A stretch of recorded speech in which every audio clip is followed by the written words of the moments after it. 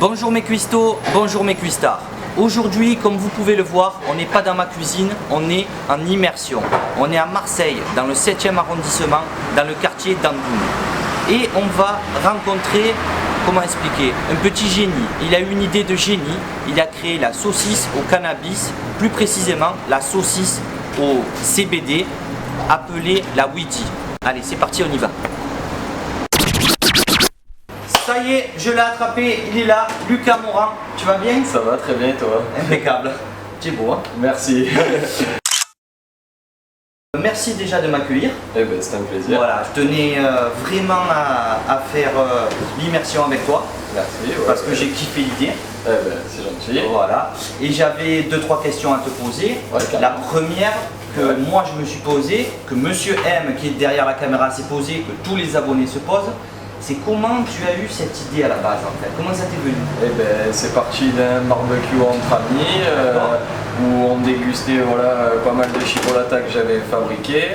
Et on était sur la terrasse, j'avais un ami qui consommait du CBD, donc voilà, on s'est dit tout simplement les chipolatas aux herbes sont très bonnes, pourquoi pas avoir ce petit goût de CBD dans la chipolata et essayer de retrouver un petit peu cette saveur qu'on peut avoir en le consommant de plein de façons différentes dans la saucisse. Voilà, donc j'ai essayé de l'incorporer, j'ai mis une petite année à élaborer la recette. Ah, tu as mis un an quand même? Ouais, voilà, j'ai mis une petite année, donc là maintenant c'est enfin terminé, je suis plutôt très satisfait du résultat. Ouais. Et voilà, donc il est en vente, maintenant c'est officiel. D'accord, nous on a eu des échos comme quoi c'était très très bien. Super. La deuxième question.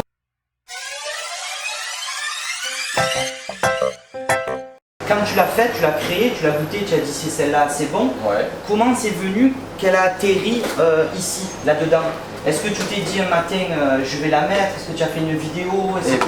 C'est parti d'une bêtise tout simple. J'ai fait ma petite vidéo sur Instagram pour plaire aux collègues et tout, pour leur montrer que j'avais enfin finalisé le projet et que l'idée était enfin terminée. Tes amis, voilà, pour mon petit cercle d'amis privé. Et j'ai posté la vidéo, c'est vrai, sur les réseaux sociaux, sur lesquels je suis relativement peu connu à la base. Et voilà, et en fait, suite à ça, la vidéo a été visionnée par des journalistes, des journaux marseillais, et ensuite l'information s'est passée, voilà, et j'ai fini dans plein de journaux, voilà, ça a fait un gros buzz, quelques radios, franchement très heureux du résultat que ça a donné au niveau communication en tout cas. Une autre question aussi, ça c'est personnel, je me posais la question. En fait, le CBD, la différence entre le CBD et l'herbe... L'herbe classique, alors en fait, la différence qu'on va vraiment retrouver, c'est que dans le CBD, donc, qui est en vente libre, qui est légal dans toute l'Europe, on va trouver un pourcentage de THC, donc la molécule qui afflue sur le cerveau, elle va être vraiment en quantité infime puisqu'elle n'a pas le droit de dépasser les 0,2%. Dans toute l'Europe, ça c'est la réglementation, comparé à une herbe illégale pour lequel le taux de THC sera beaucoup plus haut et pour le coup vraiment là on aura des effets psychotropes, des effets de défense, des troubles de la vision, voilà, les effets qu'on connaît tous du cannabis. Cela, absolument pas, vu que voilà, il y a uniquement du CBD, on pourra à la limite retrouver un petit effet apaisant en fonction de si on est très, très réceptif à la molécule ou non. Voilà, mais sinon après, j'ai envie de dire un consommateur de cannabis classique, il ne sera pas surpris, c'est pas un space cake, on n'est pas encore à ce niveau-là. Le jour où la réglementation me le permettra, il y aura la space saucisse, elle est prête, elle attend que ça. La space midi. La space midi sera en place, il n'y a pas de problème. Depuis tout à l'heure, je vois le bocal, j'ai envie de sentir. Allez-y, allez-y. Ah ouais, non.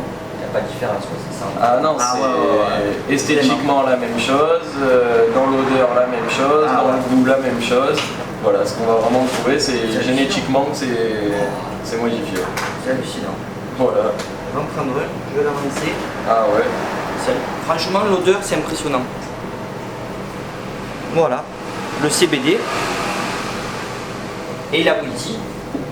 Par contre, Lucas, Combien il faut à peu près de CBD pour une saucisse? Est-ce que tu... Ah ben ça fait partie un petit peu, j'ai envie de dire, du secret de fabrication. On peut pas trop en parler parce que voilà, pour l'instant je suis encore un des seuls à réussir à élaborer ce produit. Ouais, je comprends. Donc pour rester vraiment pour l'instant seul sur ce marché là, je préfère pas trop divulguer les recettes et la façon de fabriquer la saucisse. Autre chose, ça, en fait, le CBD, tu l'achètes quelque part. Voilà, moi j'ai un revendeur agréé donc, sur la région, là, sur Marseille, voilà exactement. Alors voilà, donc moi je lui téléphone en fait 2 jours à l'avance, je lui dis que je vais avoir besoin d'une telle quantité et il me fait soit une livraison, soit je me déplace. Généralement il préfère plutôt me livrer pour éviter qu'il y ait quoi que ce soit sur le trajet, tout ça, parce que voilà, c'est vrai qu'il se traîne mal avec les factures, tout ça, il faut vraiment que ce soit très carré, parce que c'est vrai qu'en cas de contrôle de police, il peut y avoir un petit peu d'ambiguïté sur la fleur qui est quand même très ressemblante à celle de l'huile. Et l'odeur d'ailleurs. Aussi. Donc je pense qu'il y aura le goût dedans. Oh oui. Et deuxième chose, tu sais, dans les herbes qui ne sont pas légales, il y a plusieurs goûts, on va dire, si il y a tu prends plusieurs variétés. Voilà, de la variété. Est-ce que tu peux le faire dans le CBD, ça? Également, celle-ci par exemple, c'est une gelato.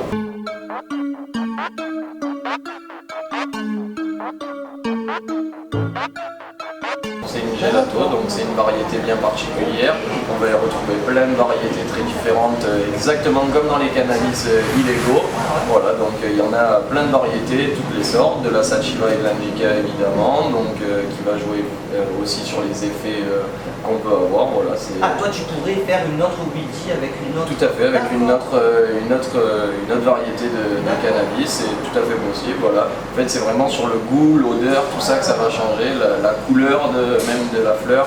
Il y a plein de choses qui il y a de multiples... exactement. Et est-ce que tu penses au final rester que sur la saucisse? Non. Ah d'accord. Non, là aujourd'hui, vu le phénomène, l'ampleur que ça a pris, je suis déjà en train de réfléchir sur de nouveaux produits, on est déjà en train d'élaborer de nouvelles recettes. Alors, j'en parle pas trop parce que c'est pas finalisé, mais on est là-dessus. J'espère créer une petite gamme, histoire de faire plaisir un petit peu à mes clients réguliers de ce type de produit, parce qu'il y a des clients réguliers. C'est vraiment un produit qui plaît pour tous les jours et qui peut se consommer tous les jours. Voilà, donc là, on va essayer de développer une petite gamme et on va voir ce que ça va donner de toute façon. Et quand tu parles de clients réguliers, la clientèle c'est multiple quoi. La clientèle elle est très hétéroclite, j'ai envie de dire, ça va de 18 à 98 ans. Je dirais même que j'ai plus de personnes âgées que de personnes de mon âge qui viennent en acheter. Parce que la curiosité, ils se posent un peu la question, ils ont envie de retrouver peut-être des petits coups de jeunesse, c'est toujours sympa, ça leur plaît. Ok. Est-ce que tu as eu des propositions de bouchers ou je sais pas de grands groupes pour te racheter ta recette en fait? Alors oui, c'est vrai que j'ai été contacté par des sociétés, des grosses sociétés plus ou moins qui voulaient... Françaises ou... Françaises, mais pas que. J'ai eu un petit peu des coups de fil du Canada, Québec...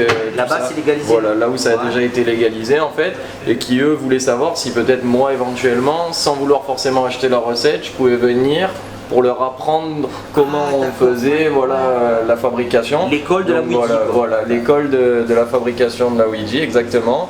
Alors c'est vrai que j'ai pas dit non, j'ai pas dit oui, j'ai attendu une proposition vraiment structurée, bien sérieuse, parce que c'est vrai que je pars pas quand même du jour au lendemain.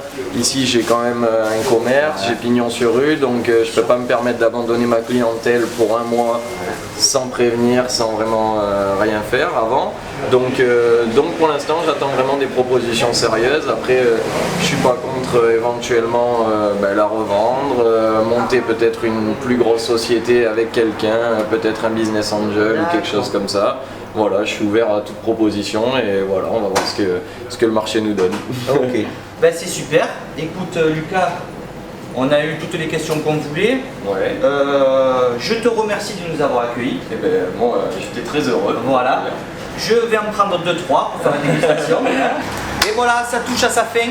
Je vais prendre les saucisses, la Ouija. Merci Lucas. Merci à toi, tu rigoles. On va aller dans ma cuisine, déguster le produit. N'oubliez pas, clique, j'aime, abonnez-vous. On va déguster.